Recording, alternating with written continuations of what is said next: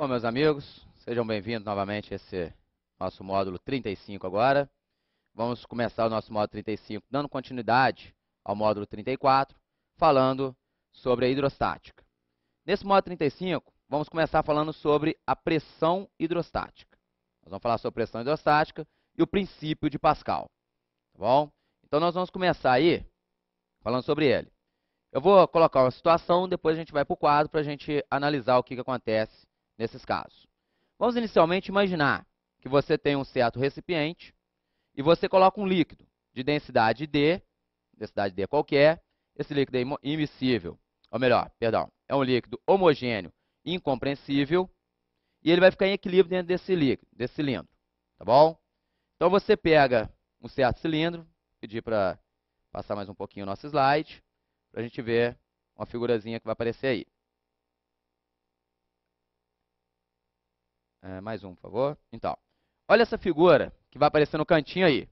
Vai ter um certo cilindro, imagina um cilindro aí.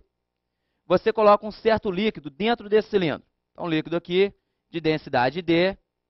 Esse cilindro vai ter uma certa área A, aqui embaixo, e esse líquido vai estar ocupando uma certa altura H. Tá ok?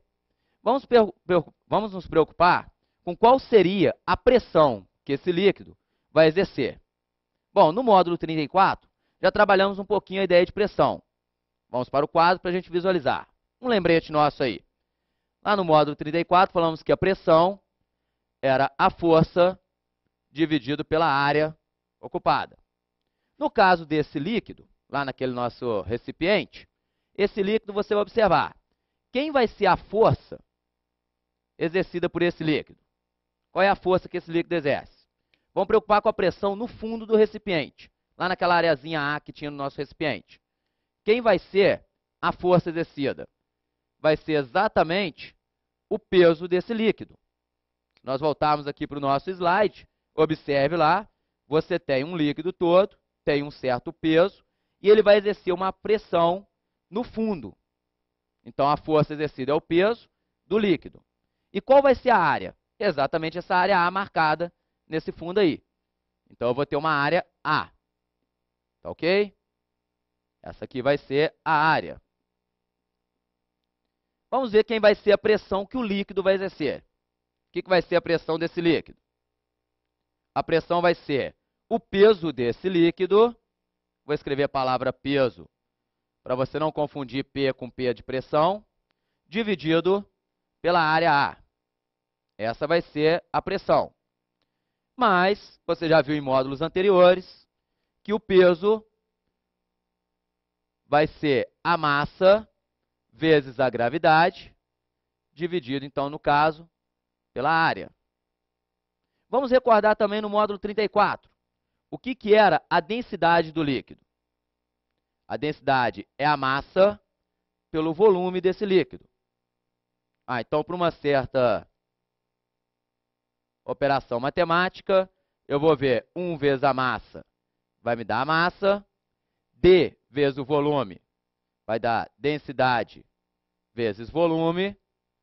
Então, eu posso fazer uma substituição. Eu posso pegar essa massa, que é expressa pela densidade do líquido, vezes o volume ocupado por esse líquido, e substituir na equaçãozinha da nossa pressão. Então, quem vai ser a pressão exercida? Vai ser exatamente a densidade vezes o volume vezes a gravidade, dividido pela área. Lá no seu ensino fundamental, você viu que a ordem dos fatores não altera o produto, então eu posso fazer que a pressão vai ser quem? Quem vai ser essa pressão aí? Tá bom? Eu vou só inverter essa ordem. Eu vou escrever essa pressão sendo a densidade vezes a gravidade vezes o volume dividido pela área. Então, vamos para a outra parte. Quem vai ser a pressão? Pressão vai